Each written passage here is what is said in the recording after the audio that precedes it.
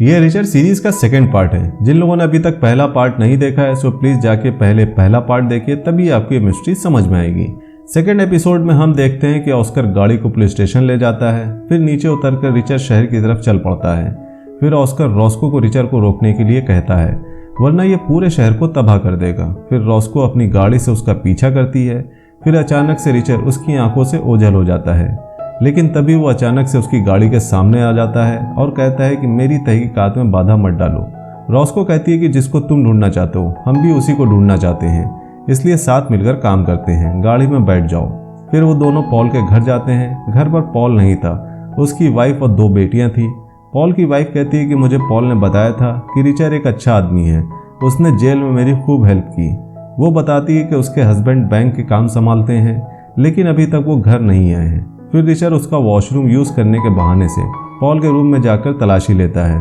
फिर उसे पॉल के शूज़ मिलते हैं। ध्यान से देखने पर उसे उसमें एक पौधे का सीड नज़र आता है। फिर वो बाहर जाकर पॉल की वाइफ को समय देने के लिए धन्यवाद कहता है और घर से बाहर चला जाता है। बाहर जाकर वो रॉस्को को कहता है कि मेरे दिमाग में 2 बातें हैं।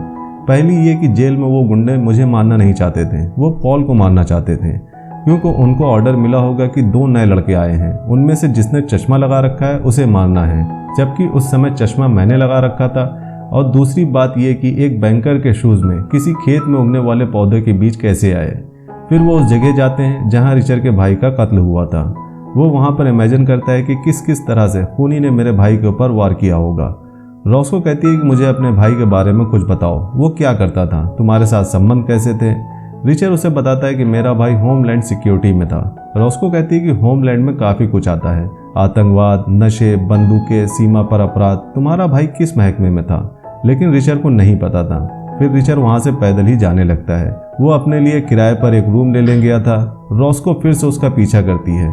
जब रिचर अपने रूम की चाबी लेकर आता है तो देखता है कि कुछ लड़के उसी का इंतजार कर रहे हैं। वो उससे ज़बरदस्ती पंगा लेने की कोशिश करते हैं, लेकिन रिचर उनमें से 3 लड़कों को बहुत बुरी तरह से मारता है और चौथे को कहता है कि इन तीनों को अस्पताल में ले जाओ। रॉस्को कहती है कि ये क्या मुसीबत हमारे शहर में आ गई है। तभी हम रात को 4 आदमियों को सफ़ेद ड्रेस पहने हुए एक घर के अंदर जाते हुए देखते हैं। अगले दिन सुबह रिचर पुलिस स्टेशन जाता है, ये पता लगाने कि उसके भाई के मर्डर की तहकीकात कहाँ तक पहुँची, लेकिन रॉस्को उसे बताती है कि एक और मर्डर हो गया है। फिर रिचर ज़बरदस्ती रॉस्को की कार में बैठ जाता है।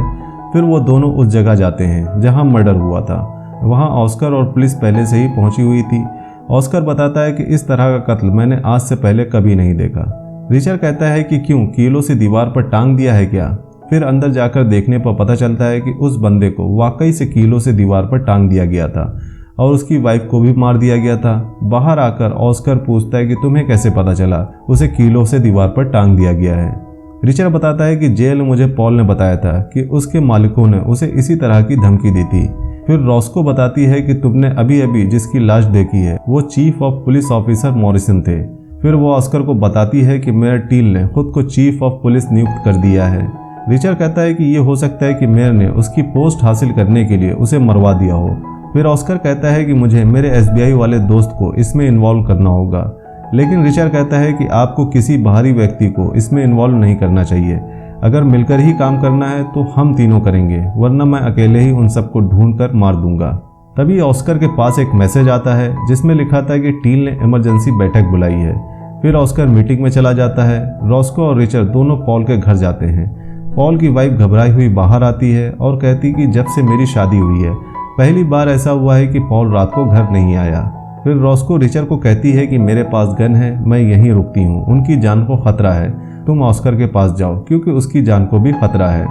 फिर वो गैराज से एक चाकू लेता है क्योंकि उसके पास गन नहीं थी और पॉल की कार लेकर ऑस्कर के पास चला जाता है। वहाँ Teal new chief of police बनने की खुशी में भाषण दे रहा था।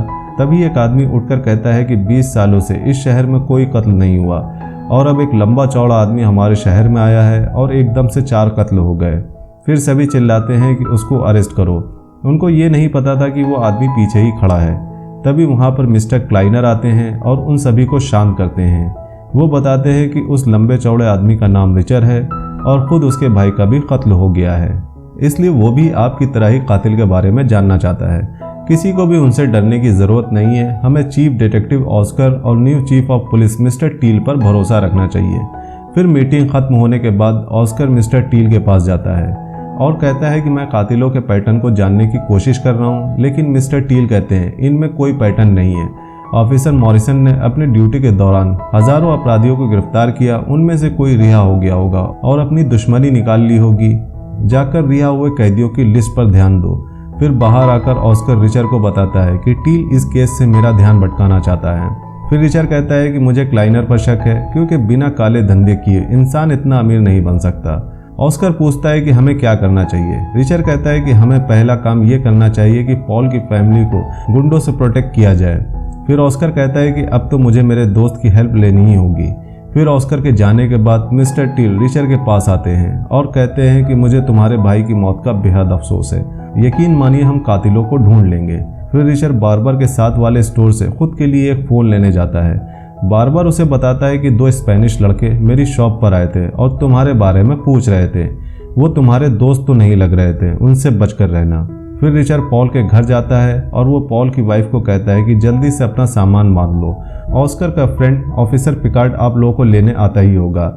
आप और आपकी बेटियां उनके साथ सेफ रहेंगी। फिर जब रिचर्ड घर से बाहर जाता है तो देखता है कि दूर एक कार में बैठे लड़के उसी की तरफ घूर रहे हैं। फिर जब रिचर्ड उनके पास जाने लगता है तो वो वहाँ से चले जाते हैं। फिर वो अंदर जाकर कहता है कि अभी के अभी निकलो।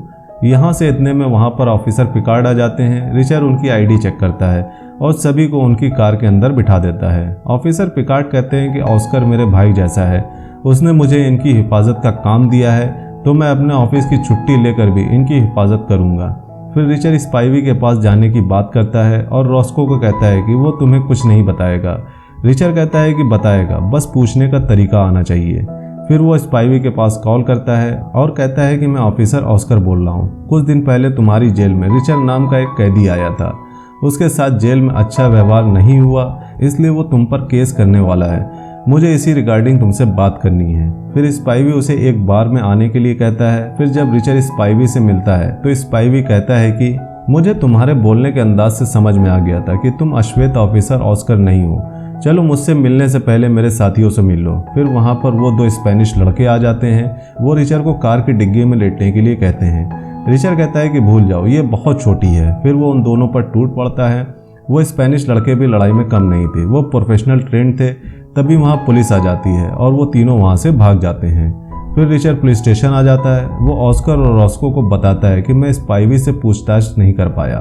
मेरी जिनसे फाइट हुई थी वो पहले फौजी थे, वरना मैं उनको 10 सेकंड में सुला देता। फिर रिचर्ड स्पाइवी के घर जाने लगता है, लेकिन ऑस्कर उसे वहां जाने के लिए मना कर देता है और कहता है कि अब अपने रूम में जाकर आराम करो, ये काम मुझ पर छोड़ दो। वो रॉस्को को कहता है कि तुम रिचर्ड को उसके होटल तक छोड़ दो, लेकिन रॉस्को रिचर्ड को होटल नहीं लेकर जाती, बल्कि उसे एक बार में लेकर जाती है। वो दोनों वहां जाकर बियर पीते हैं और डांस करते हैं। उसके बाद वो दोनों रॉस्को के घर जाने लगते हैं, लेकिन तेज बारिश के कारण रास्ता बंद था। तभी एक पुलिस वाला उन्हें आगे जाने से रोकता है। फिर वो दोनों पास के ही एक होटल में रूम ले लेते हैं और रात वहीं पर बिताते हैं। फिर सुबह होने पर जब वो दोनों रॉस्को के घर जाते हैं तो देखते हैं कि उसके घर का दरवाज़ा खुला पड़ा था। रॉस्को अपनी कार से गन निकाल कर लाती है और घर के अंदर जाने पर पता चलता है कि घर के अंदर रात में कुछ लोग आए थे। उन्हें घर में कोई नहीं मिला, इसलिए वो वहां से चले गए, लेकिन जाते जाते वो एक मैसेज छोड़ गए, सी यू सून। इसी के साथ सेकेंड एपिसोड भी यहीं पर खत्म हो जाता है। अगर मूवी का एक्सप्लेनेशन पसंद आया हो तो वीडियो को लाइक करिएगा और चैनल को सपोर्ट करने के लिए सब्सक्राइब करिएगा, ताकि हम आपके लिए ऐसे इंटरेस्टिंग मूवीज़ के एक्सप्लेनेशन लाते रहें। मिलते हैं नेक्स्ट मूवी एक्सप्लेनेशन वीडियो में, तब तक के लिए बाय बाय।